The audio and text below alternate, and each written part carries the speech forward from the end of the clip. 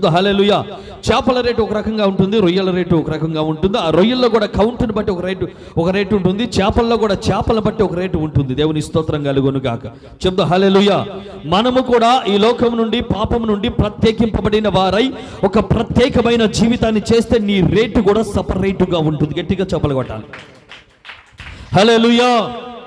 ఆత్మీయతలో, దేవుని సన్నిధిలో, సంఘములో, సమాజంలో నీ రేటు సపరేట్గా ఉండాలనేది దైవ చిత్తమై ఉన్నది. హల్లెలూయా.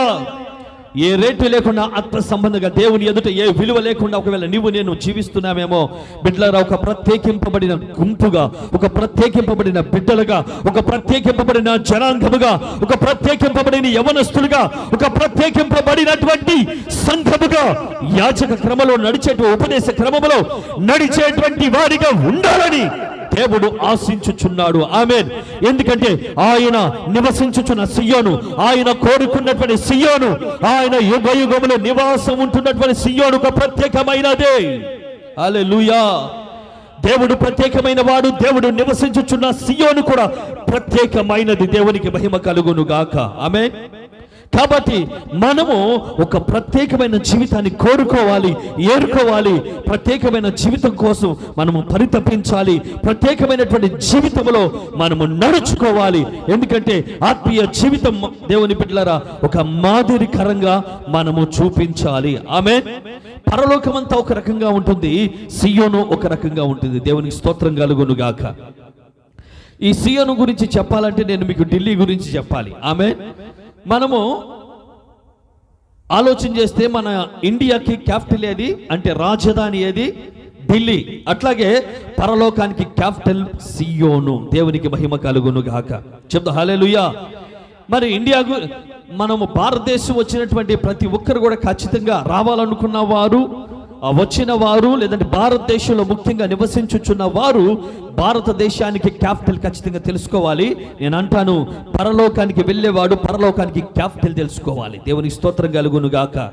నువ్వు పరలోకం తెలుసుకున్నావు, ప్రభువుని తెలుసుకున్నావు, పరలోకానికి క్యాపిటల్ తెలుసుకోవాలా. పరలోకానికి క్యాపిటలే నేను ప్రకటించుచున్నటువంటి సియోను. దేవునికి మహిమ కలుగును గాక. ఎందుకంటే అది ఒక ప్రత్యేకమైనది, క్యాపిటల్, రాజధాని. దేనికి? పరలోకానికి రాజధాని నేను ప్రకటించుచున్న జైన్. ఇంగ్లీష్లో జైన్ అంటారు, అంటే సియోను. దేవునికి మహిమ కలుగును గాక. చెప్దాం గట్టిగా హల్లెలూయా. కాబట్టి మనము ఆలోచన చేస్తే ఇంకా గలతీయులకు రాసిన పత్రిక 1వ అధ్యాయం 15వ వచనంలో పౌలు ఇలా అంటున్నారు. మనము ఆయన చెప్పే మాటలు విందాం. మైక్లో చదువమ్మా. పౌలు గారి మాటలు వినండి. గలతీ 1:15. అయినను అదిగో తల్లి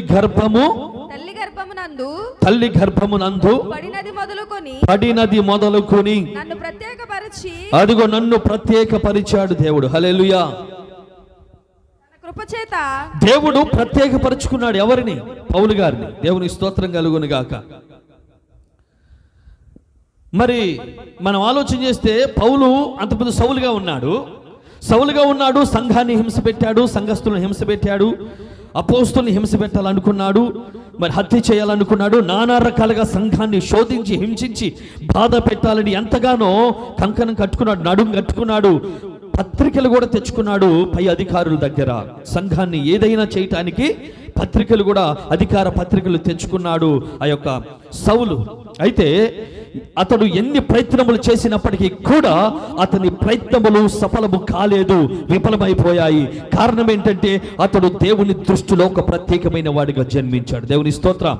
అతనికి తెలియదు, నేను దేవుని కొరకు ఒక ప్రత్యేకమైనటువంటి వ్యక్తిని, దేవుడు నన్ను ప్రత్యేకించుకుంటాడు, సపరేట్ చేసుకుంటాడు, నన్ను నా కులస్తుల్లో నుంచి, మతస్థుల్లో నుంచి, నా బంధువుల్లో నుంచి, నా సమకాలికల్లో నుంచి, యవనస్తుల్లో నుండి, మరి నా జాతిలో నుంచి, నా గ్రామంలో నుంచి, నా పట్టణంలో నుండి దేవుడు నన్ను ప్రత్యేకించుకుంటాడు అని ఆ సౌలు గ్రహించలేకపోయాడు, తెలుసుకోలేకపోయాడు. కానీ అయితే ఒకప్పుడు గ్రహించిన తర్వాత, గుర్తించిన తర్వాత, అతను తెలుసుకున్న తర్వాత, అతనికి ఒక ప్రత్యక్షత వచ్చిన తర్వాత ప్రకటించుచున్నాడు సంఘానికి. ఏమనంటే, ఇదిగో తల్లి గర్భము, ఆమేన్, తల్లి గర్భములో నేను పడినప్పుడే దేవుడు నన్ను ప్రత్యేకించుకున్నాడు. గట్టిగా చప్పట్లు కొట్టాలా.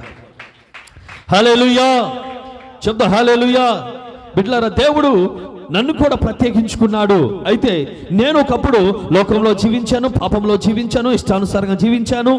తల్లిదండ్రులకి నేను ఇష్టకరంగా జీవించలేకపోయాను. తల్లిదండ్రులను సంతోషపెట్టలేదు, ఆ బంధువులను సంతోషపెట్టలేదు. నా వలన ఎవరికీ సంతోషం లేదు, నా వలన ఎవరికీ మేలు లేదు, నా వలన ఎవరికీ ఉపయోగం లేదు.